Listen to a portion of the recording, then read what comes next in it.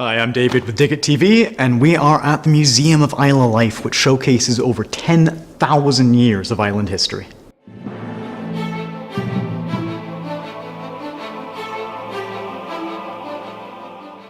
The true measure of a good museum isn't the sheer number of objects that it has in its collections, but rather its ability to make you feel connected to those objects and to the people whose lives they were a part of.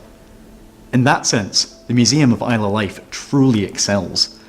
It can be aptly described as a people's museum, because the majority of the objects in the collections here were donated by people who felt that these were what were important for understanding their stories and their lives.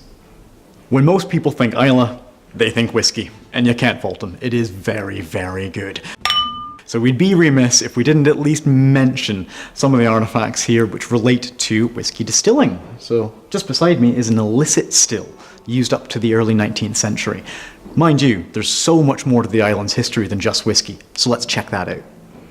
I am super excited to be kneeling next to these guys, because this is evidence of the medieval culture of the lordship of the Isles.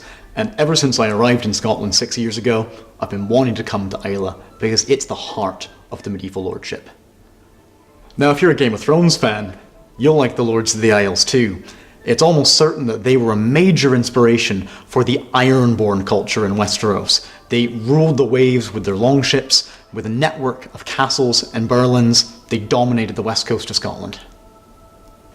Looking at a map of Scotland, you might assume that places like Islay are quite remote, but in fact, they're at the centre of a network connecting Scotland, the rest of Britain, Ireland, Northern Europe, Scandinavia.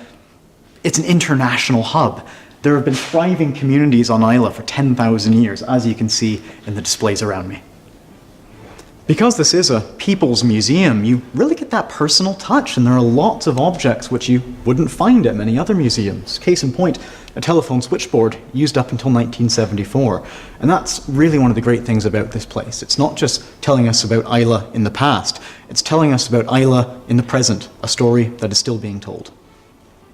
And all that's just a small sample of the many incredible stories on display here at the Museum of Islay Life. So thank you very much for watching. Don't forget to like, subscribe, and leave a comment. I'm David with Dig It TV.